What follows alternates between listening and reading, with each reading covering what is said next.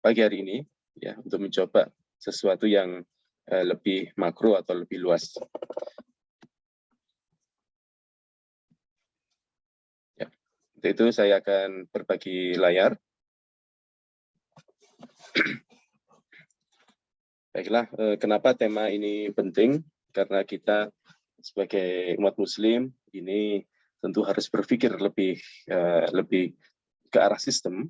Jadi tidak hanya sekedar hukum-hukum syar'i, halal haram, namun demikian kita juga perlu mempunyai wawasan, mempunyai pengetahuan, dan bahkan jika memungkinkan peranan, kita mengambil peran di dalam ekosistem halal ini.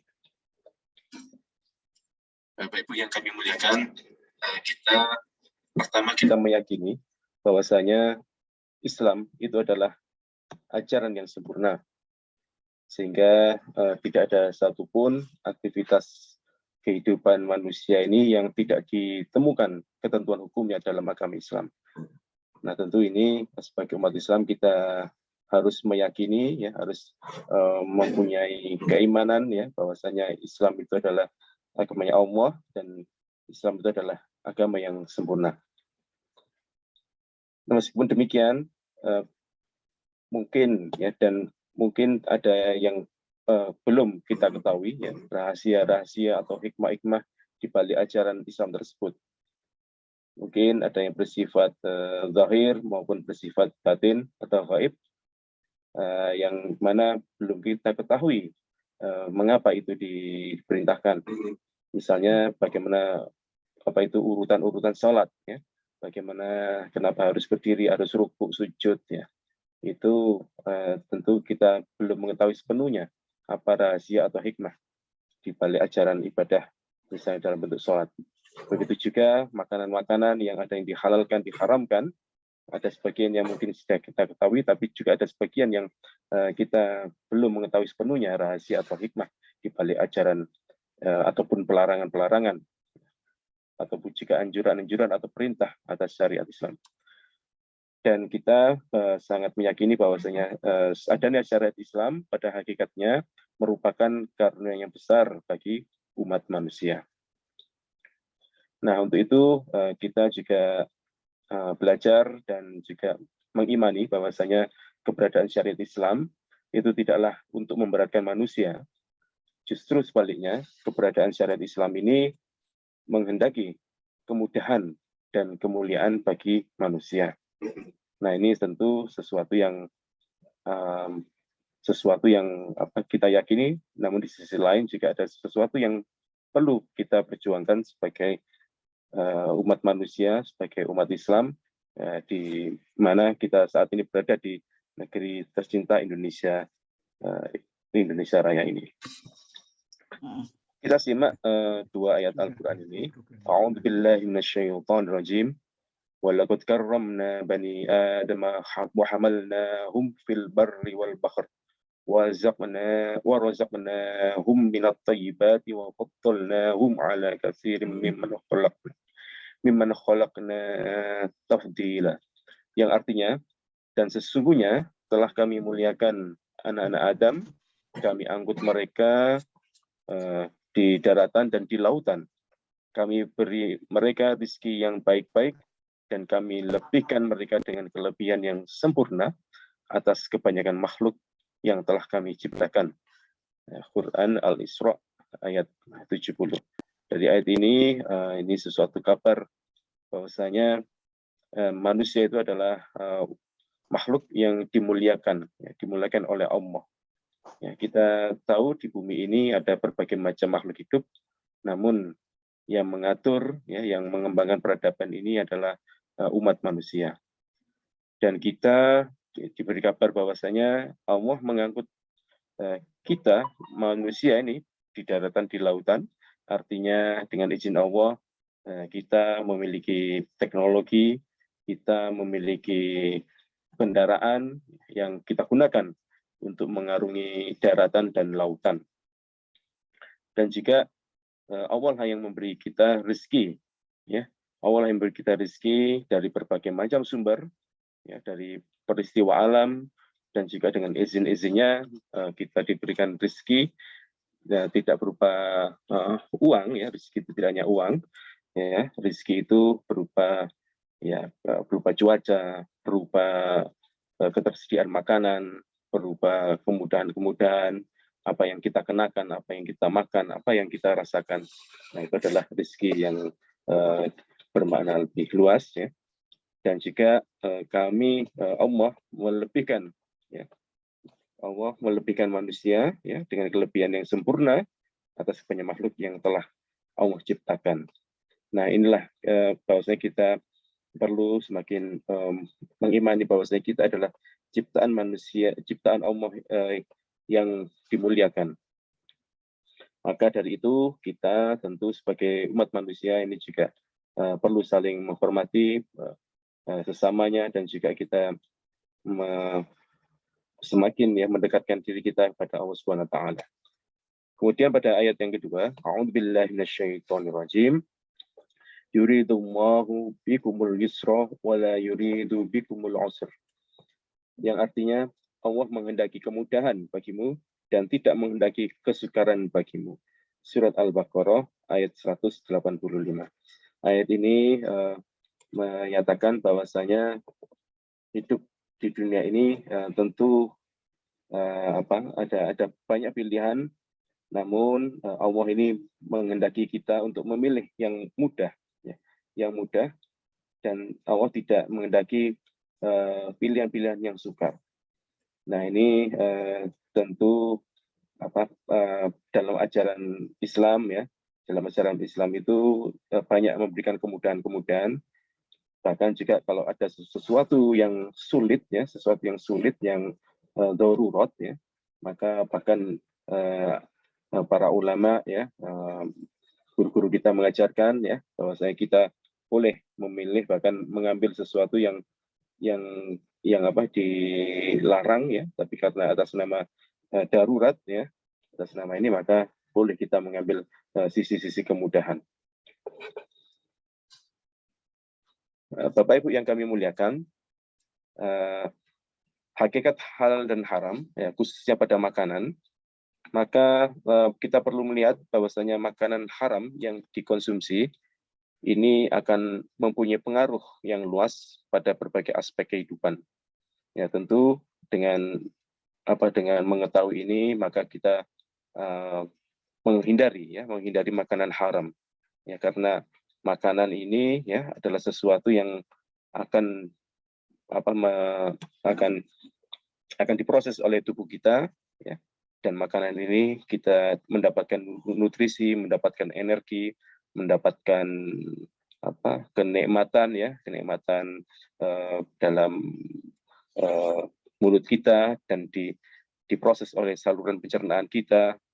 Nah, sehingga kita perlu berhati-hati terhadap makanan yang kita makan, ya, atau yang kita asup.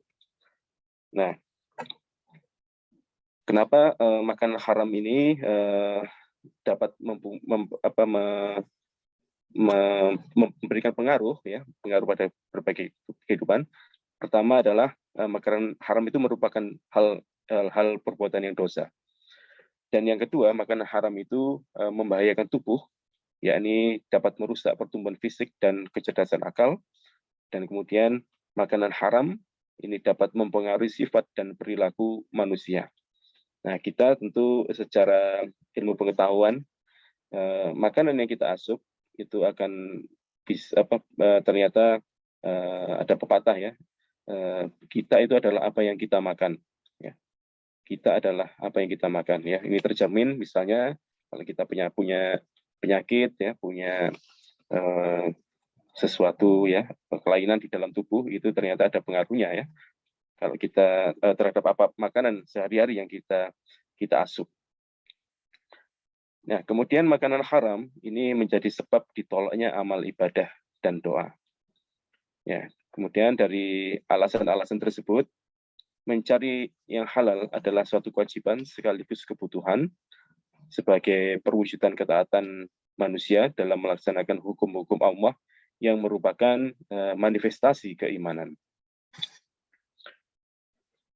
Pembagian kriteria makanan ini, makanan haram khususnya, itu dibagi menjadi 2, yaitu keharaman produk pangan eksternal dan keharaman produk pangan internal.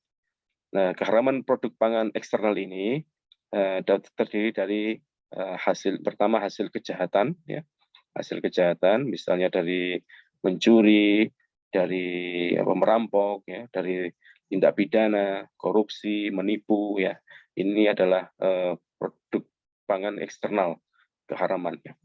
Dan kemudian eksternal adalah tercampur dengan materi haram. Ya, jadi misalnya ada daging yang bercampur dengan daging yang diharamkan.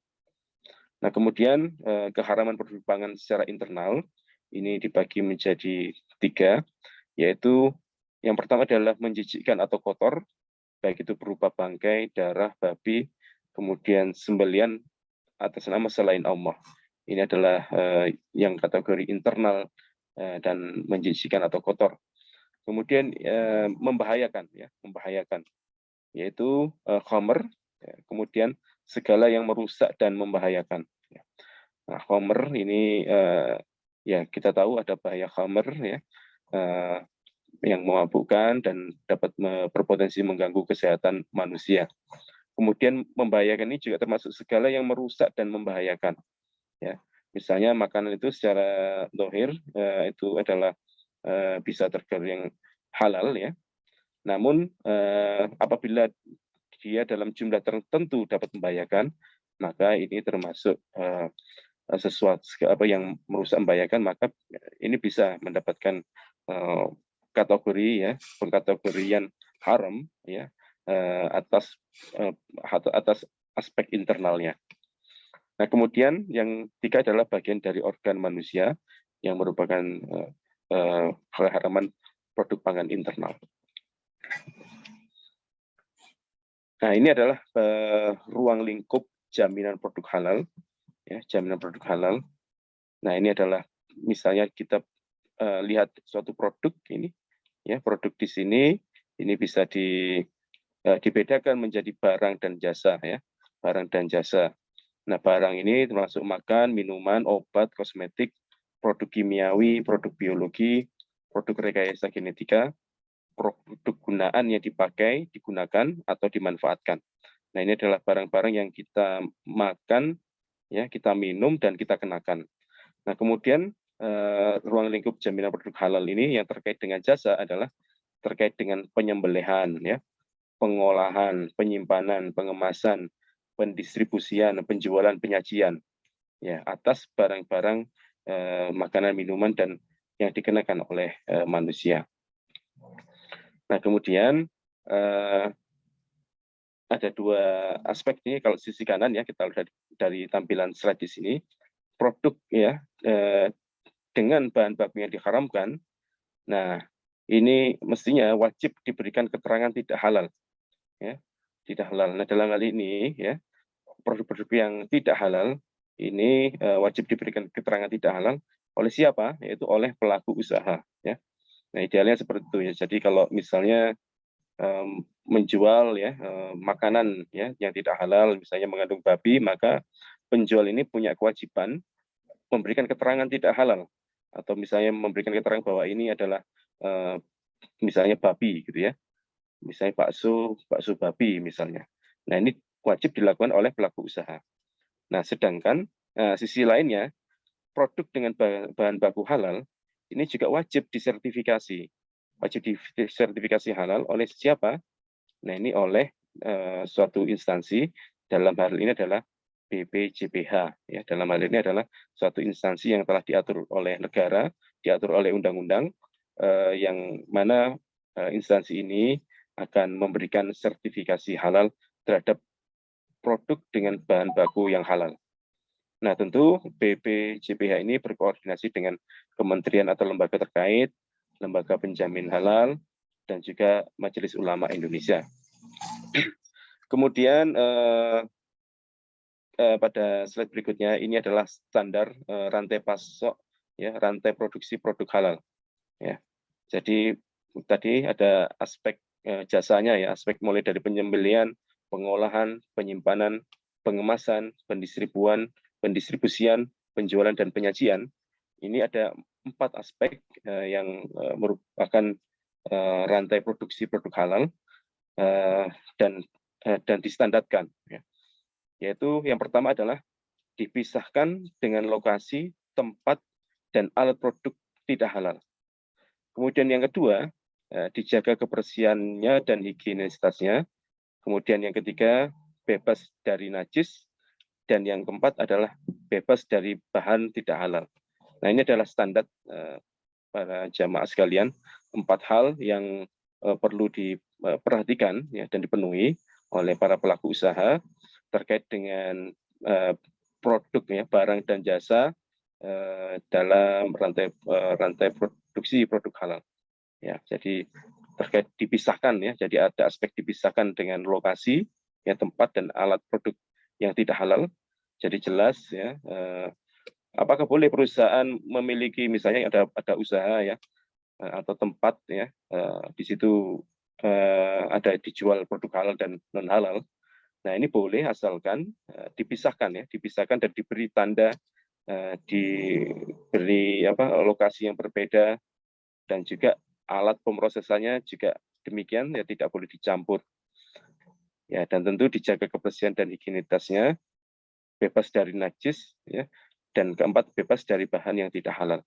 Nah, dari sini kita lihat ya, standar untuk produk-produk halal ini adalah standar yang sangat tinggi ya. Standar yang tidak hanya melihat aspek halal saja, namun juga aspek higienitas dan kebersihannya. Jadi misalnya kalau di luar negeri ataupun bahkan di Indonesia, kalau sudah mendapatkan sertifikasi halal, maka sudah sepatutnya produk tersebut itu juga thayyib, baik dalam arti menjaga kebersihan dan higienitasnya. Nah, berikutnya adalah kewajiban sertifikasi halal pada produk. Nah, di sini ada grand design dari pemerintah, ya. Jadi ada kewajiban ya kehalalan produk yang sudah ditetapkan dalam peraturan perundang-undangan. Kemudian juga ada undang-undang yang berlaku, yaitu pada undang-undang ya tahun 2014 tentang jaminan produk halal yang berlaku. Nah, kemudian sertifikasi halal pada produk ini juga diterapkan pada produk yang merupakan kebutuhan primer dan dikonsumsi secara masif. Kemudian produk yang memiliki titik kritis ketidakhalalan yang tinggi. Ya. Jadi kita tahu Prof. Gunawan ya ini banyak membahas terkait dengan titik kritis pada produk-produk makanan atau minuman ya. Nah, di sini adalah produk yang memiliki titik kritis ketidakhalalan yang tinggi. Nah, ini segera ataupun mempunyai prioritas ya untuk mendapatkan sertifikasi halal pada produknya. Kemudian juga kewajiban sertifikat halal ini juga terkait dengan kesiapan pelaku usaha dan kesiapan infrastruktur pelaksanaan jaminan produk halal. Nah, pada tahap pertama yang diterapkan itu prioritasnya adalah makanan dan minuman. Kemudian tahap kedua adalah produk non makanan dan minuman. Nah, ya ini adalah produk yang belum memiliki sertifikat halal MUI, dan yang kedua adalah produk yang sertifikasi halalnya diterbitkan oleh lembaga halal luar negeri, namun belum melakukan kerjasama saling pengakuan. Ya, ini adalah kewajiban sertifikasi halal pada produk di Indonesia. Nah, jamaah sekalian, kenapa topik hari ini yang terkait dengan ekosistem halal, ini artinya kita tidak hanya sekedar melihat makanan itu halal dan haram, namun ini adalah masalah keumatan dan masalah negara, bahwasanya Indonesia ini diproyeksi sebagai negara yang akan besar ya, negara besar hingga tahun 2045. Ya, artinya pertumbuhan ya pendapatan domestik bruto Indonesia ini dari tahun ke tahun itu akan naik, dan mudah-mudahan ya sesuai proyeksinya kita akan menjadi bangsa yang besar ya. Kita akan menjadi salah satu bangsa yang besar di dunia ini. Maka ya karena kita adalah mayoritas muslim ya, tentu ekosistem halal ini menjadi penting untuk kita tumbuh kembangkan. Nah, cakupan sektor industri halal ini tentu tidak hanya makanan dan minuman. Ya, makanan dan minuman ini adalah salah satu saja. Nah, kita lihat di sini ya sektor ya yang telah diidentifikasi itu meliputi mulai dari makanan minuman, kosmetik dan perawatan pribadi, pariwisata halal, pembiayaan Islami atau finance ya, kemudian layanan perhotelan, fashion ya, fashion dan juga logistik. Ya. Nah, kalau kita melihat ini tentunya suatu sektor industri yang cakupannya sangat luas, ya, sangat luas. Sehingga kita lihat di sini ini tidak hanya dikerjakan oleh 1-2 kelompok, namun justru sektor industri halal ini adalah sektor industri sehari-hari, di mana mungkin di antara kita telah terlibat. Nah, untuk itulah ya sektor industri ini perlu diperjuangkan secara bersama-sama untuk memberikan manfaat ya, memberikan kemaslahatan bagi bangsa Indonesia dan khususnya bagi umat muslim di Indonesia ini. Nah, berikut ini adalah laporan dari Global Islamic Economy ya, bahwasanya terdapat indikator-indikator ya, dan kita lihat misalnya pada top 15 ya Indonesia ini memang saat ini masih bukan yang nomor pertama ya. Jadi sekarang ini nomor berapa ini? Nomor 5 ya. Nomor 1 adalah Malaysia, kemudian Uni Emirat Arab, Bahrain, Saudi Arabia. Kemudian kalau kita lihat ini ada top 10 Islamic Finance, Halal Food ya.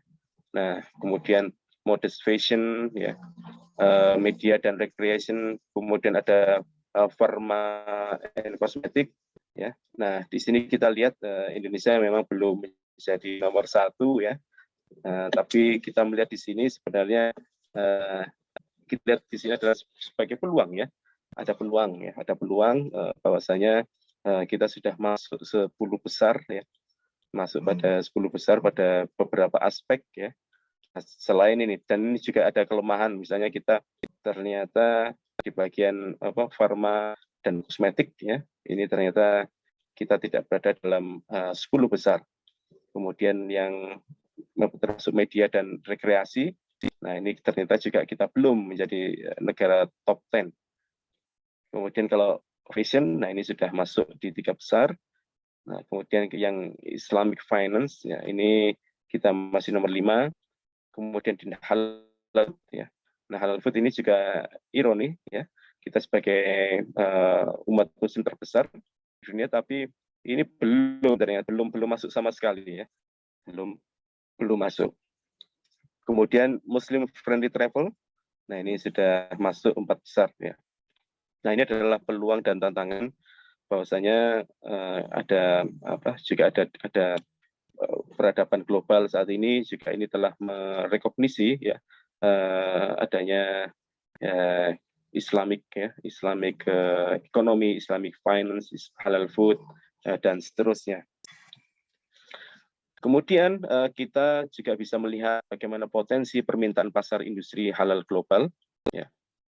Ya, terus khususnya pada beberapa bidang ini. Pertama pariwisata, kemudian fashion ya, atau baju ya, kemudian ada media dan rekreasi ya, media, dan kemudian farmasi dan kosmetik. Nah, ini adalah 4 bidang yang potensi permintaan pasar globalnya ini sangat besar ya, dan ini juga menjadi tantangan dan peluang bagi kita semuanya. Nah, bagaimanakah peluang pengembangan industri halal di Indonesia? Nah, ini dapat kita lihat dari beberapa aspek.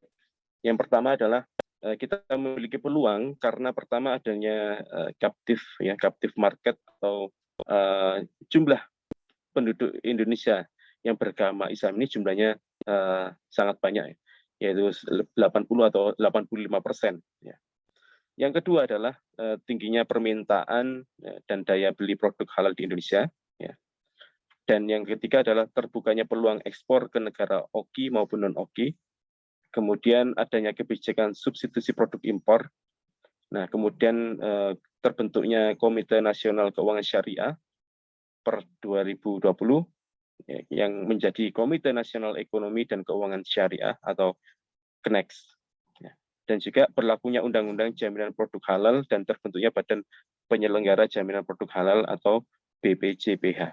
Nah, inilah yang merupakan peluang dan memberikan optimisme bagi kita untuk mengembangkan industri halal di Indonesia.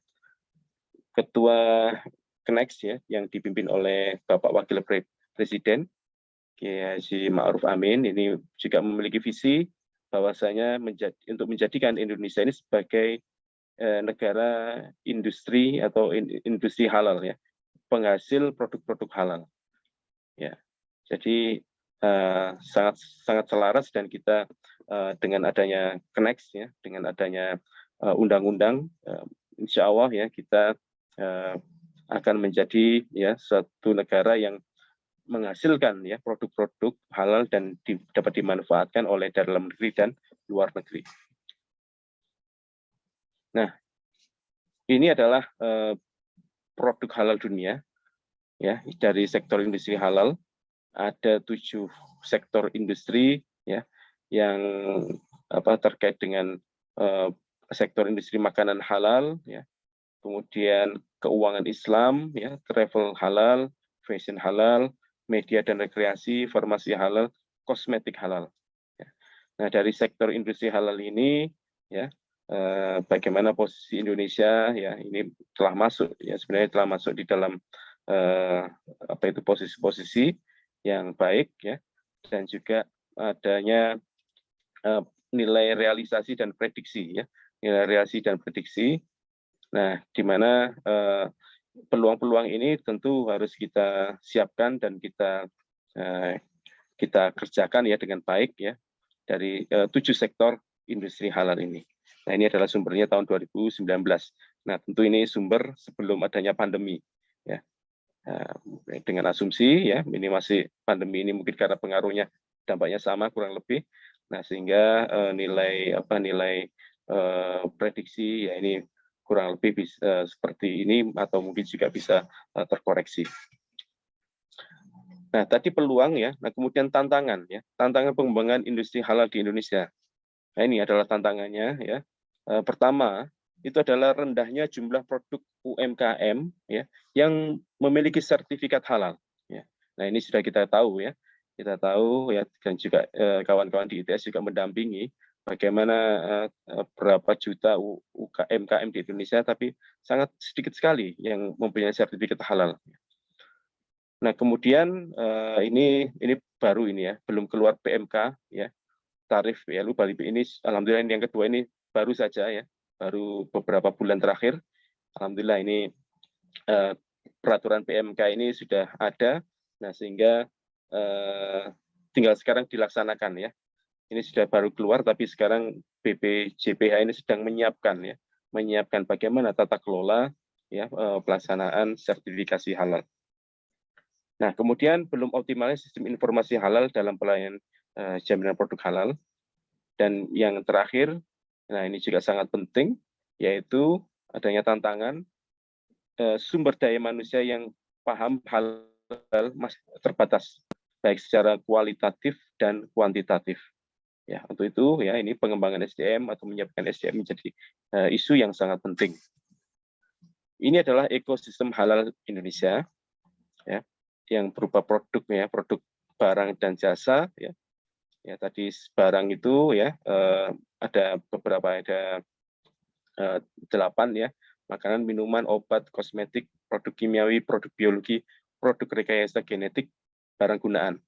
Nah, sedangkan jasa ini adalah yang terkait dengan mulai dari penyembelihan, pengolahan, penyimpanan, pengemasan, pendistribusian, penjualan, dan penyajian.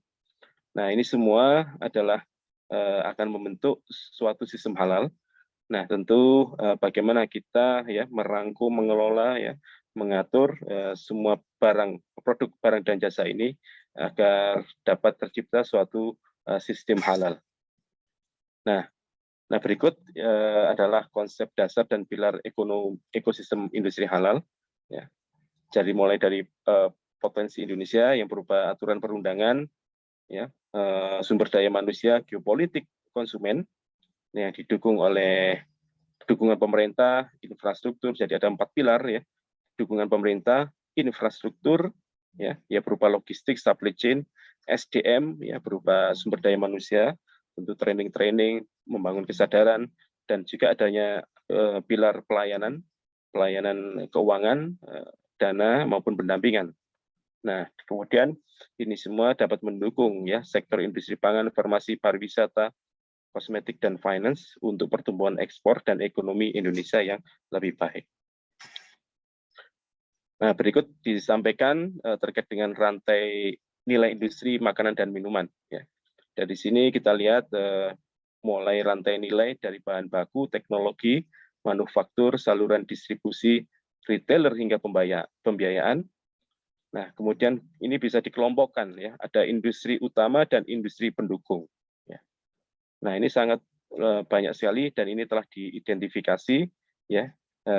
Mungkin nanti bisa dilihat ya di Master Plan Ekonomi Syariah. Ya, jadi artinya aspek-aspek ini telah diidentifikasi dan diharapkan ini juga bisa diisi oleh kita semuanya ya untuk mendukung rantai nilai industri makanan dan minuman yang halal. Nah, termasuk juga rantai nilai industri pariwisata. Dalam hal ini adalah nilai rantainya adalah pertama adalah tujuan tempat pariwisata, kemudian transportasinya ya, pesawat terbangnya atau airline, hotel dan akomodasi, restoran, kafe ya, dan juga aspek tour and travel-nya. Ya. Ya, di ini adalah identifikasi ada industri utama yang mendukung dan industri pendukungnya. Ya. Baik, sebenarnya dalam penyiapan SDM ya ini juga perlu kita siapkan, yaitu bagaimana menyiapkan sumber daya manusia yang selaras dengan ekosistem halal. Dalam hal ini dinyatakan dalam model budaya literasi dalam pengembangan bisnis halal. Nah, aspek-aspek apa sajakah ya di dalam sumber daya manusia yang perlu diperhatikan? Nah, khususnya di sini adalah aspek perilaku ya. Jadi di sini paling tidak ada 6 aspek perilaku. Yang pertama adalah ihsan ya. Ya, jadi perilaku bisnis halal ini ya. Ini bisa diparameterisasi ya. Jadi supaya mendukung ekosistem halal, maka sumber daya manusia yang disiapkan ini adalah memiliki perilaku ihsan, yaitu berbuat baik ya, karena selalu dalam pengawasan Allah Subhanahu wa taala, dan titik berat dari ihsan ini adalah merasa takut untuk melakukan kesalahan selama bekerja.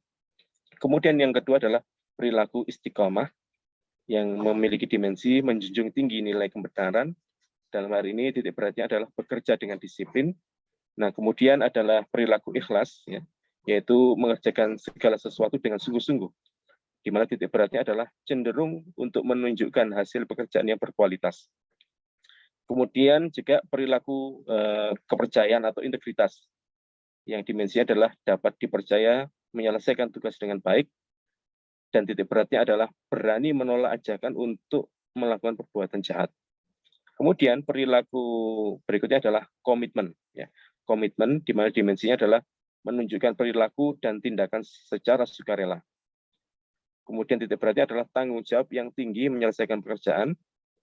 Kemudian ada lagi perilaku keadilan, ya, di mana dimensinya adalah melakukan tindakan secara proporsional di semua hal. Ya. Nah, kemudian titik beratnya adalah selalu menjadi yang terbaik. Nah, ketika kita dapat menyiapkan ya SDM dengan perilaku ya dan memahami aspek dimensi dan titik beratnya ini, ada 6 aspek ya. Nah, tentu ini sangat ideal sekali ya. Jadi ini selaras juga dalam dunia bisnis atau dunia sehari-hari ya. Jadi kita senang sekali kalau bekerja sama dengan orang yang memiliki integritas ya, orang yang ihsan ya, istiqomah ya, yang rajin, disiplin, ikhlas ya kerjanya ya, menunjukkan sesuatu yang terbaik, dan juga memiliki komitmen dan juga mempunyai perilaku atau sikap yang berkeadilan. Nah, ini adalah parametrisasi perilaku yang mana ini dapat dikembangkan ya, diajarkan bagaimana kita menyiapkan sumber daya manusia dengan aspek-aspek perilaku yang 6 ini. Nah, kemudian sumber daya manusia yang dibutuhkan untuk mendukung ekosistem halal ini ada 4 ya, ada top management, kemudian ada manajemen personalia, kemudian ada manajemen keuangan, dan ada penyelia halal. Ya. Nah, penyelia halal. Nah, kita mungkin masih banyak saat di 1-2 tahun terakhir ini menyiapkan penyelia halal, ya, penyelia halal. Nah, sedangkan ini juga perlu disiapkan atau dikerjakan, ya, bagaimana menyiapkan SDM ya pada level top manajemen, manajemen personelia, dan manajemen keuangan agar ini dapat mendukung ekosistem halal. Nah, ada beberapa yang spesifik ya, yang mungkin kita bahas lebih detail nanti di kesempatan mendatang, yaitu terkait dengan auditor halal. Ya, auditor halal ini ada secara spesifik ini persyaratannya berpendidikan paling rendah sarjana serata 1 di bidang pangan, kimia, biologi, teknik industri, biologi, dan farmasi. Ya.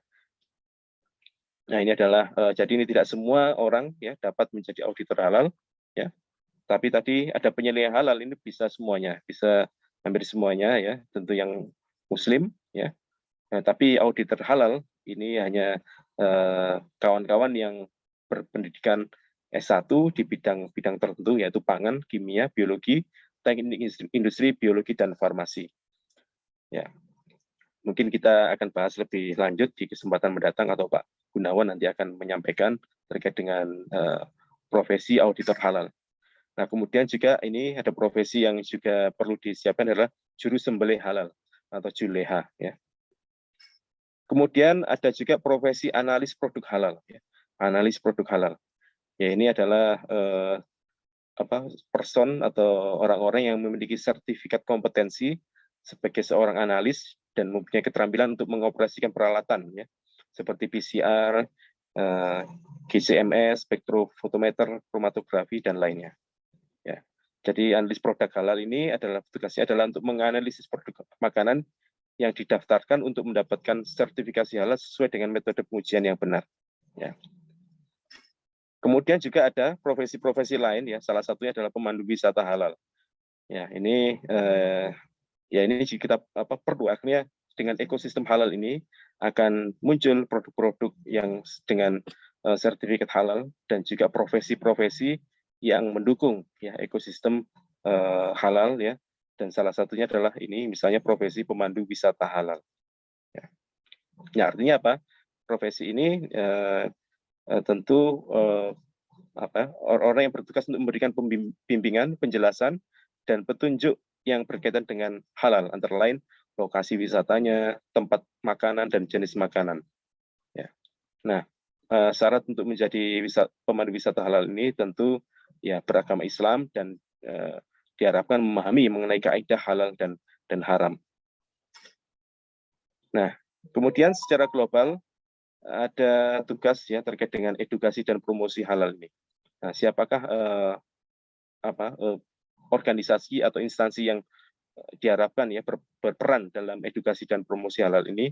Ya, yang pertama adalah pusat kajian halal di perguruan tinggi, kemudian akademisi dan profesional bidang sistem jaminan halal, kemudian pelaku usaha yang sudah melakukan proses sertifikasi halal, organisasi masyarakat yang mendedikasikan diri dalam pendidikan halal, kemudian ada lembaga pendidikan, ya, baik formal maupun non formal, seperti pesantren. Nah, ini diharapkan jika mampu memberikan edukasi dan promosi halal. Kemudian juga ada lembaga pelatihan, ya, persiapan untuk penyelia dan auditor halal. Dan juga ada lembaga resmi pemerintah, baik di tingkat pusat dan daerah, ya, yang bersesuaian dengan proses produksi, distribusi, dan konsumsi produk halal. Ya, baiklah, itu adalah materi kita pada pagi hari ini, dan ini adalah beberapa referensi, dan ini adalah satu buku ya, buku terkait dengan ekosistem industri halal ya, yang tadi banyak kita slide-slide-nya, yaitu berasal dari SALS buku ini, yaitu buku Ekosistem Industri Halal. Demikian Bapak Ibu, alhamdulillah hari ini kita dapat menyampaikan kajian ya produk halal, yaitu terkait dengan ekosistem halal. Demikian kami cukupkan. Billahi taufiq wal hidayah. Wassalamualaikum warahmatullahi wabarakatuh. Waalaikumsalam warahmatullahi wabarakatuh. Baik, terima kasih banyak atas penyampaian materi diberikan pada pagi hari ini. Semoga apa yang beliau sampaikan pada pagi hari ini dapat bermanfaat bagi kita semua. Baik, mungkin selanjutnya yaitu adalah sesi tanya jawab. Monggo bagi yang ingin bertanya bisa menggunakan fitur unmic ataupun raise hand untuk bertanya. Bagi para jamaah dipersilakan untuk bertanya. Nah, tanya Mas Amri, Mas Amri atau Mas Fahri ini? Iya Pak, monggo. Mas Faizin. Pak Hatta, ya, mohon maaf kalau kita baca di medsos atau di apa saja itu ya. Nah, problem dari UKM yang tadi dikatakan oleh Pak Hatta, banyak sekali yang tidak menggunakan label produk halal itu karena pada proses mendapatkan sertifikasi halal. Nah, di situ sebenarnya itu di situ. Ya apa betul atau tidak itu kalau UKM mengurus label halal itu atau pengesahan halal itu prosesnya lama, terus biayanya mahal.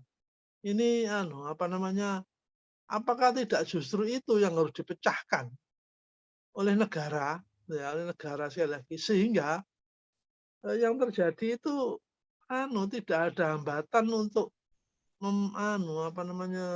mensertifikatkan itu. Jadi ada kewajiban negara untuk mendatangi semua produsen makanan misalnya yang terjadi pertama. Dan itu kemudian dilakukan sertifikasi. Dan cuma-cuma begitu.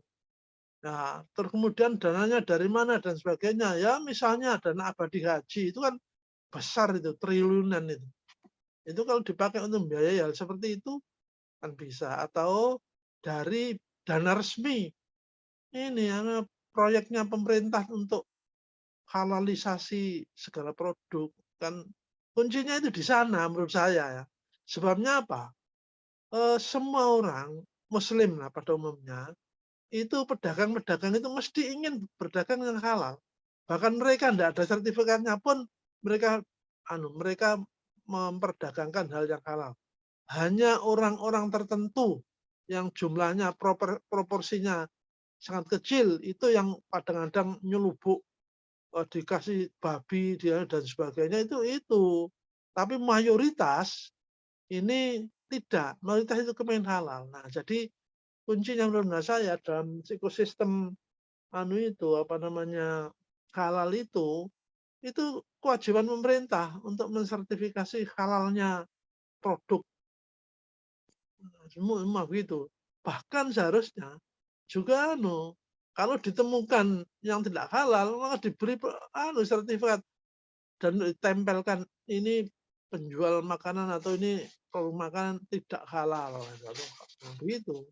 Menurut saya loh ya, gimana menurut pendapatnya Pak Hatta ini? Makasih. Iya, Pak Tenun. Ya. Jadi benar sekali ya. Sertifikasi halal merupakan isu besar sebenarnya. Nah, bahkan jika berapa tahun terakhir ini sebenarnya berapa jumlah pemberian sertifikat halal itu ternyata jumlahnya juga kurang menggembirakan ya. Indonesia begitu luas ini jumlah UMKM-nya katanya 60 juta katanya. Itu setahun itu hanya ribuan ya. Puluhan ribu mungkin nggak sampai ratusan ribu ya. Bahkan sampai ITS ya, ini Prof. Setia Gunawan yang mendampingi ya memberikan sertifikat halal yang ordernya hanya beberapa ratus gitu ya. Itu akhirnya menonjol, bisa muncul. Ternyata ITS banyak sekali mendampingi sehingga UKM yang mendapatkan sertifikat halal. Nah, sehingga kita kemarin ya, ITS didatangi oleh kawan-kawan dari BPJPH, dari Jakarta ya, dari Kenex ya, dan juga memberikan dukungan. Nah, artinya dari situ kita juga mendapatkan informasi. Sebenarnya upaya itu sedang disusun, Bapak Ibu.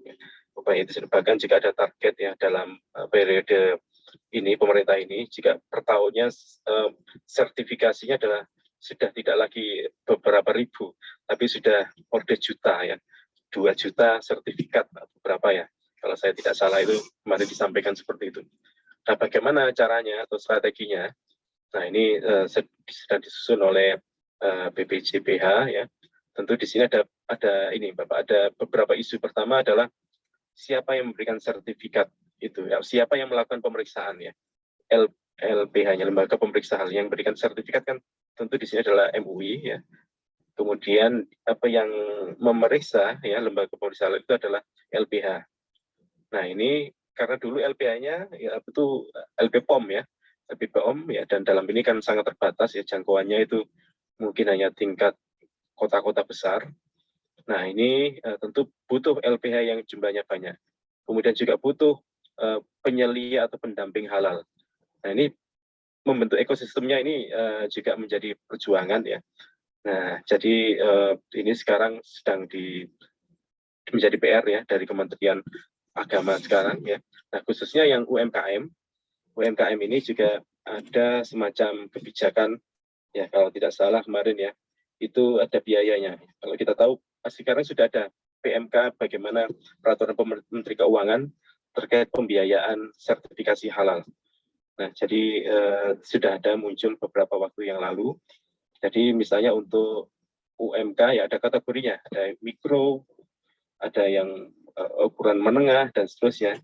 Nah, sedangkan yang memang ada biayanya, yang kecil itu kalau tidak salah mungkin 500.000 atau berapa itu ya untuk industri UMKM. Nah, itu digunakan juga untuk melakukan proses sertifikasi. Nah, ini Bapak, ini tentu menurut saya ini juga tantangan ini ya. Ini banyak sekali dan tapi kita perlu optimis ya. Kita perlu optimis dan sekarang ini juga masyarakat halal ya, pusat kajian halal di perguruan tinggi ini juga mulai bermunculan. Nah, tentu kita lihat coba 1-2 tahun ini ya. 1-2 tahun ini bagaimana ya, apakah target jutaan ya sertifikat halal ini bisa tercapai.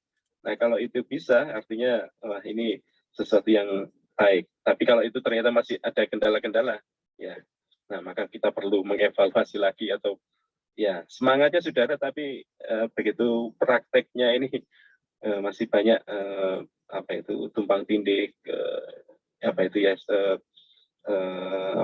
yang saya peroleh informasinya ya, memang masih ada diskusi yang ada yang kadang-kadang alot gitu ya terkait dengan pemberian sertifikat halal. Ya, khususnya yang UMKM tadi itu akan dilakukan oleh, kalau tidak salah, oleh Kemenak setempat ya. Kemenak setempat ya. Nah, kemudian sektor industri nanti akan didampingi oleh penyelia halal ya, penyelia halal. Nah, kemudian juga ada peranan LPH dari perguruan tinggi ya. Nah, ini juga yang menjadi detail. Jadi detailnya ini masih pembahasan Bapak Kiai dan Bapak Ibu.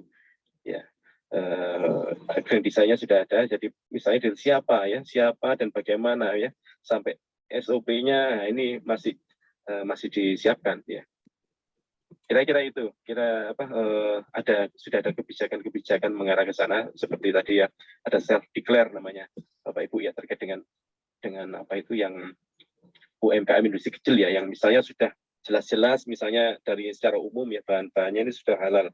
Misalnya penjual gorengan misalnya ya, ini bahan-bahannya ada tepung ya, artinya tidak hanya pisang atau buah-buahan atau yang digoreng. Ya, ini kan secara umum kan mestinya sudah ini halal kan, minyak gorengnya. Nah, tapi ini kan perlu dipastikan. Nah, ini makanya ada konsep namanya self declare ya, deklarasi sendiri. Nah, namun telah dibangun mekanisme bagaimana self declare itu. Ternyata tidak bisa langsung self declare terus dipasang logo halal, tapi ini perlu pendampingan ya, perlu mengisi form ya, perlu juga mendaftar ya. Nah, sehingga didapatkan ya nanti sertifikatnya. Nah, siapa yang memprosesnya ini ya. Nah, ini titik koma detailnya ini sepengetahuan saya masih disusun. Demikian Pak Fakih. Nggih, nambahi Pak Iya. Hatta. Monggo, monggo. Jadi itu satu tadi itu kunci untuk UMKM loh ya. Itu biaya. Jadi itu memberatkan, karena itu malah tidak diselesaikan satu. Yang kedua, UMKM itu letaknya kan disebar seluruh Indonesia itu kan, banyak sekali. Mestinya juga ada usaha untuk membuat pusat halal yang dilengkapi dengan laboratorium tiap kabupaten. Nah, dengan begitu maka jangkauannya lebih rendah. Jadi setiap kabupaten itu tidak tahu apa namanya pusat halal atau apa, tapi ada laboratorium, ada tenaga ahlinya. Terus di sana, sehingga setiap kabupaten itu bisa melakukan sertifikasi halal di kabupatennya masing-masing. Dengan begitu maka lebih mudah, lebih terjangkau. Jadi itu yang kedua. Dan yang ketiga itu gini, ada juga pernyataan halal, tapi pernyataan halal atau tidak halal, tetapi itu dilakukan oleh lembaga jaminan halal itu berdasarkan surveinya dia. Nah, ini tugas yang tadi juga lembaga halal yang menangani itu. Gini maksud saya, produk-produk yang sudah jelas dari pabrik-pabrik besar itu dilakukan tes uji halal. Kalau kemudian terbukti itu tidak halal, diumumkan oleh lembaga halal itu bahwa produk 1 ini udah ini sampai 100 pada tahun 2021 ini tidak halal semua. Nah itu, jadi meneliti yang tidak halal, bukan meneliti yang halal. Kalau yang tadi itu memberi sertifikat untuk yang halal, ini meneliti yang tidak halal. Nah dengan begitu nanti tersebar secara publik bahwa makanan-makanan ini tidak halal. Nah kalau kasus seperti itu, dan itu untuk produk-produk besar, itu relatif murah. Kenapa? Surveinya gampang toh. Tinggal ke supermarket atau kemana ngambil produk itu jumlahnya berapa, dites. Langsung terbukti, tulis di situ. Ini tidak halal, tidak halal, tidak halal. Seperti tabel itu loh, tabel yang pernah dibuat kalau di luar negeri kita kan tabel halal itu ya. Semua ingredient yang mengandung ini tidak halal. Itu kan memudahkan. Tetapi kalau yang saya maksud tidak begitu, langsung mereknya. Indomie misalnya itu haram. Terus apalagi dan sebagainya itu. Dengan begitu maka lembaga halal itu yang pertama bertugas untuk memberi sertifikat halal, yang kedua bertugas meneliti produk dan mengumumkan keharamannya. Nah, itu efektif juga menurut saya. Gimana itu? Menurut saya kok lembaga halal ITS itu bisa membawa ide-ide seperti itu kepada halal nasional. Kan lembaga halal ITS sudah menjangkau nasional gitu. Jadi suaranya insya Allah didengar. Itu Pak Hatta, terima kasih. Ya, matur nuwun Pak Fakih atas masukannya ya. Tadi selain yang sebelumnya tadi terkait dengan peralatan atau instrumen pemeriksa halal yang perlu diperluas ya, termasuk pusat-pusatnya itu ya betul sekali. Ya ini mungkin bisa kita sampaikan ya. Memang betul kalau negara Indonesia begitu luas ini, wah ini kita perlu banyak sekali SDM dan juga peralatan-peralatan ya. Jadi artinya misalnya memang isunya adalah peralatan-peralatan tersebut relatif mahal ya. Nah, sehingga ada roadmap ya bagaimana kita membuat ya peralatan-peralatan atau metode ya deteksi halal yang cepat dan murah. Nah, ini ada roadmap ke sana ya. Nah, kemudian terkait dengan tadi menarik namanya surveillance ya, artinya itu kalau sudah declare halal kemudian apakah tetap halal diperiksa ya secara acak, secara berkala ya, memang perlu sekali itu Bapak ya. Ya saya setuju ya, untuk memang harus ada orang yang memeriksa ya secara berkala ya, sampel-sampel diambil ya. Dengan ini bisa jadi nanti kita ada sesuatu temuan-temuan tentunya ya kalau sampelnya begitu banyak. Oke, baik ya. Nanti kami sampaikan ke Pusat Kajian Halal ITS ya. Mudah-mudahan bisa dibahas nanti di tingkat nasional. Matur nuwun, Pak. Tapi memang di Indonesia ini menganut ya, kemarin ya Prof Gunawan di pertemuan terakhir menyampaikan bahwasanya pemberian sertifikat halal itu kita basisnya bukan basis uji ya. Basisnya adalah basis ketertelusuran ya. Jadi tertelusuran. Jadi misalnya dari makanan ya, makanan itu banyak ABC. Jadi bahan A, B, C ini harus dipastikan apakah dia itu juga memiliki sertifikat halal. Ya. Jadi artinya itu adalah prinsip-prinsip ketertelusuran. Jadi tidak bisa testing kemudian diklaim oh ini harus dipastikan. Ya ini tentu ini menganut konsep modern saat ini supply chains ya, supply chains atau blockchain. Nah ini nanti suatu saat ya, atau ini prakteknya sudah ada misalnya di negara-negara lain ya, misalnya di Jepang itu ya, itu makanan ya, makanan misalnya itu sudah tahu misalnya makanan kedelai ya, kemudian ditemukan misalnya ada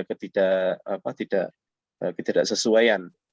Nah ini produk tersebut bisa diketahui ini produk ini diproduksi kapan, tanggalnya ya, kapan, kemudian orangnya siapa saja yang making atau membuat produk tersebut, bahkan bisa dilihat sumbernya ini misalnya kedelai ini ditanam di daerah mana, kemudian ini siapa yang menanam, bagaimana kualitas airnya pada waktu itu, pupuknya apa saja. Ya. Nah itu adalah gambaran industri makanan yang modern. Jadi yang menerapkan ketertelusuran atau data-data tadi. Jadi siapa yang menanam itu juga ada. Jadi bayangkan ini sekarang hal itu sekarang sangat memungkinkan ya dengan adanya komputer yang besar ya dan database yang besar ini sangat memungkinkan. Nah inilah yang di negara maju sudah dikembangkan sedemikian rupa, artinya apa yang dimakan itu sudah tahu ya kapan itu dibuat, siapa yang membuat, bahannya apa saja, dari mana, airnya berapa, kapan penyiapannya, itu ada konsep-konsep industri modern. Nah ini kita juga demikian ya, di Indonesia itu cepat atau lambat kita akan demikian. Begitu kita mendapatkan makanan misalnya kita ada barcode-nya, nah itu nanti ada historical ya. Ini bahannya apa saja, ketertelusuran ya, dapat ditelusuri. Nggih, mekaten. Iya, tambahan Pak Hatta ya. Memang betul itu kalau kita memberikan sertifikat halal itu dengan cara penelusuran tadi, dan itu memang paradigmanya begitu untuk Indonesia. Tetapi yang saya sebutkan tadi yang kedua itu adalah ini mengetes, menguji untuk menunjukkan ketidakhalalannya. Gitu ya. Jadi kalau ketemu halal ya sudah, tidak diperhatikan, tidak masalah. Tapi begitu ketemu haram itu diumumkan saja. Produk ini mengandung ini yang haram loh, sudah. Tapi itu basisnya tes, bukan basis penelusuran. Basisnya tes sampel. Jadi kenapa? Ini maksud saya adalah untuk semacam shortcut itu. Kalau melalui jalur yang seperti itu untuk mensertifikati halal itu lama, itu enggak apa-apa, itu jalur jalan seperti itu yang benar itu ditempuh.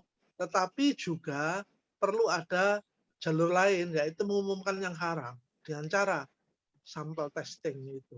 Kalau saya kok begitu, jadi yang perlu diusulkan ke atas itu yang itunya. Ini perlu lembaga halal ini tugasnya mensurvei yang haram. Nggih, matur nuwun, Pak. Nggih, matur nuwun, Pak Megi. Baik, terima kasih. Mungkin ada dari jemaah yang lain mungkin yang ingin bertanya, monggo disilakan. Mau tanya Mas Faizin. Monggo. Assalamualaikum warahmatullahi wabarakatuh. Pak Hatta, matur nuwun. Menarik sekali kajiannya terkait dengan edukasi dan promosi halal, kan di sini disebutkan Pak Hatta. Jadi yang nomor 1 kan pusat kajian halal di perguruan tinggi ya. Saya kira ITS sudah sangat mapan di sini ya. Kemudian yang ada lagi yang kelima, lembaga pendidikan baik formal maupun non formal seperti pesantren. Nah, saya mau tanya, kalau lembaga pendidikan tadi misalnya selevel SMA, apakah sudah ada ya Pak ya semacam edukasi dan promosi halal yang telah dilakukan oleh pusat kajian halal ITS, sehingga misalnya kantinnya halal dan lain-lainnya apakah sudah dilakukan seperti itu, yaitu merambah ke level-level pendidikan terutama SMA ya, atau SMP atau SD. Terima kasih. Assalamualaikum warahmatullahi wabarakatuh. Waalaikumsalam warahmatullahi wabarakatuh. Nggih, matur nuwun Pak Budi. Untuk apa? Ya, di ITS, PKH ITS ini sudah ada memulai dengan kerjasama dengan sekolah-sekolah, Pak. Kantin sekolah sudah ada di daerah Keputih ya, daerah Surabaya ini juga ada. Nah, ini juga penting sekali ini, mungkin nanti kita bisa ini Pak Budi ya, perumahan-perumahan ya, kemudian juga penting. Ya ini Keputih, dan ini mungkin, nah ini kan PKH ITS kan ada program itu untuk pendampingan ini.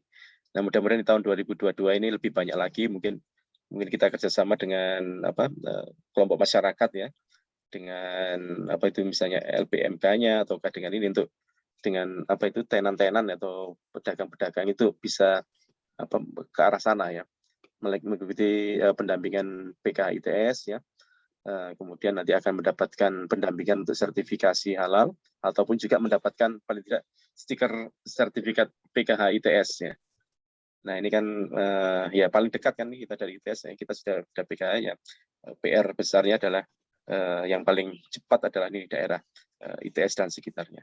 Nah, mungkin nanti dengan kelompok masyarakat ya, dengan kelurahan, RT RW, dan juga dengan mungkin kelompok-kelompok masjid, ini juga perlu agenda ya. Nanti kami sampaikan ke Prof. Setio Gunawan dan kawan-kawan ini bagaimana nanti membangun ya pertemuan ya untuk kelompok masyarakat di sekitar kampus ITS ya, sehingga gayung bersambut ya ataupun semangat ekosistem halal di kampus ITS dan sekitar ini bisa lebih baik lagi. Oke, makasih. Oke, alhamdulillah. Turun Pak Atta. Sampun Mas Faisin. Baik, terima kasih. Mungkin dari jamaah lagi mungkin barangkali yang ada yang ingin bertanya. Monggo dipersilakan.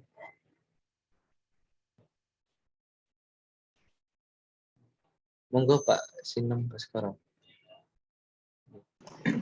Baik, terima kasih. Assalamualaikum warahmatullahi wabarakatuh. Waalaikumsalam warahmatullahi wabarakatuh. Terima kasih paparannya Pak Hatta, sangat mencerahkan. Berbicara produk halal ini tentunya juga terkait dengan hal-hal lain yang diharapkan juga halal gitu ya. Tadi disampaikan tentang pemandu wisata halal gitu ya, lokasi atau objek wisata halal, dan hal-hal lain lah yang tentunya itu saling mendukung. Nah, mengenai produk halal ini, bagaimana kita menyikapi seandainya ada produsen yang dalam tanda kutip lah sedikit nakal gitu kan, mereka mengajukan contoh yang dites itu memang semuanya serba halal, bahan-bahannya halal, sehingga akhirnya mendapatkan label halal.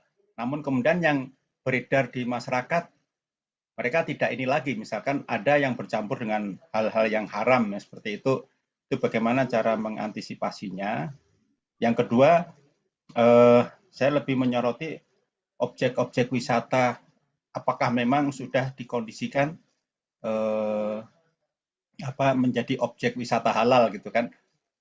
Jadi di situ tersedia sarana ibadah yang memadai, kemudian yang mungkin diminimalkan lah bercampurnya laki-laki dan perempuan. Ini terutama kalau yang objek-objek wisata air terjun ini kan suka ada acara mandi bersama, ini yang ini bagaimana nih cara mengatasinya. Kemudian ya hal-hal lain yang tentunya juga harus saling terkait, tidak hanya produknya saja atau makanannya saja yang halal, tapi juga situasi dan kondisinya juga dikondisikan supaya halal gitu. Oke, itu aja, makasih. Assalamualaikum warahmatullahi wabarakatuh. Assalamualaikum warahmatullahi wabarakatuh. Pak Sinung Baskoro ya. Terkait dengan tadi ya, produk-produk halal yang bagaimana menjamin kalau ini. Jadi terutama yang industri besar ataupun ini kan memang mereka harus punya komitmen. Jadi tidak hanya sekedar kalau sistem penjaminan halal itu ada banyak sekali Pak dokumen-dokumennya. Dokumen komitmen, kemudian ya secara administratif banyak. Ya memang praktek itu ya mungkin sangat mungkin bisa terjadi ya begitu. Ini waktu pengajuan semuanya halal misalnya ya. Kemudian lain hari, kemudian mungkin karena aspek ekonomis atau aspek lainnya mungkin dicampur dengan ini. Ya, di sini ada namanya apa itu surveillance ya, sebenarnya ya. Surveillance itu kalau sama dengan hal lain ya, itu akan datang tim pemberi apa sertifikatnya ya untuk memeriksa kalau ada laporan-laporan ya, kalau ada laporan masyarakat tentunya. Nah, tadi menyambung apa yang disampaikan Pak Fakih tadi ya, memang betul perlu juga whistleblower ya untuk memeriksa itu ya secara apa itu independen ya, memeriksa ini apa betul ya yang sudah beredar yang bersertifikat halal ini juga benar-benar halal ya. Nah, kemudian juga ini sebenarnya ini yang apa kita itu kan 85% Muslim gitu ya. Nah, tentu ada namanya di tiap perusahaan ya yang menghasilkan produk halal itu akan ada profesi. Ya, profesinya adalah penyelia halal ya. Nah, penyelia halal inilah yang day to day ya mereka akan apa pada saat audit ya itu mendampingi auditor ya. Nah, penyelia halal ini adalah orang yang bekerja di dalam perusahaan tersebut. Kalau itu perusahaan itu ada kewajiban mereka harus menugaskan siapa penyelia halalnya. Nah, penyelia halal inilah yang memastikan ya prosesnya itu sesuai dengan apa peraturan yang berlaku ya. Nah, ya kecuali kalau misalnya UMKM kecil itu memang tidak ada penyelia halalnya, tapi bisa didampingi oleh semacam pusat kajian atau kelompok masyarakat boleh ya. Jadi lembaga-lembaga keagamaan, ormas-ormas keagamaan ini sekarang juga ini punya namanya penyelia halal ya. Bahkan juga sekarang juga dibuka peluangnya untuk membuka lembaga pemeriksa halal. Ya. Jadi itu Pak, jadi ada namanya penyelia halal yang akan memeriksa hari ke hari. Ya tentu punya tanggung jawab besar ini. Kalau penyelia halalnya apa, mengetahui ada penyimpangan, ya tentu harus melakukan ya melaporkan sesuai dengan aturan yang berlaku. Dan juga tadi disampaikan Pak Fakih, mungkin ada pemeriksaan eksternal ya atau laporan masyarakat yang juga perlu kita lakukan, perlu diperbanyak. Ya. Kemudian terkait dengan wisata halal, ya memang betul ini menjadi peluang sebenarnya menciptakan brand ya, terutama di kota-kota tertentu itu sebenarnya menarik kalau misalnya satu kota Surabaya atau kota mana Malang ya, ataupun kota lainnya misalnya untuk membuat brand bahwasanya kotanya adalah kota dengan tempat wisata halal ya. Nah di situ tentu akan apa itu banyak upaya yang dilakukan. Nah, sebagai ini misalnya justru industri halal ini kan industri wisata halal ini banyak dilakukan di negara lain. Misalnya di Jepang, Korea ini malah mereka dengan penuh kesadaran ya karena menganggap sebagai kesempatan, mereka menyiapkannya dengan sangat baik. Ya, menyiapkan makanan ya ini halal friendly ya, isinya tempat sholatnya ya, makanannya itu adalah mereka upayakan dengan program-program yang sangat serius ya. Nah, ini kita sebenarnya juga bisa ya mempunyai tempat-tempat wisata yang Muslim friendly ataupun wisata halal ini tentu bisa mengarah ke sana. Ya ini masih lagi-lagi ini banyak harapannya Bapak Ibu ya. Jadi ini generasi muda khususnya mahasiswa ini tentu bisa menyiapkan untuk kita siapkan ya wisata halal maupun ekosistem halal yang lebih global lagi. Terima kasih Pak Sinung. Ya, makasih Pak. Oke, baik. Terima kasih atas penyampaiannya. Terima kasih lagi kepada beliau Pak Agus Muhammad Hatta yang telah memberikan kajian pada pagi hari ini. Semoga apa yang kita pelajari pada pagi hari ini dan apa yang beliau sampaikan pada pagi hari ini dapat bermanfaat bagi kita semua. Amin. Allahumma amin. Yang terakhir, sebelum kita akhiri majelis pada pagi hari ini, alangkah baiknya kita tutup dengan doa kafaratul majelis.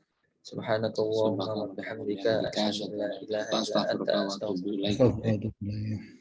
Terima kasih kepada para jamaah yang telah mengikuti kajian subuh pada pagi hari ini. Akhirul kalam, wassalamualaikum warahmatullahi wabarakatuh. Waalaikumsalam warahmatullahi wabarakatuh. Terima kasih Pak. Terima kasih Pak.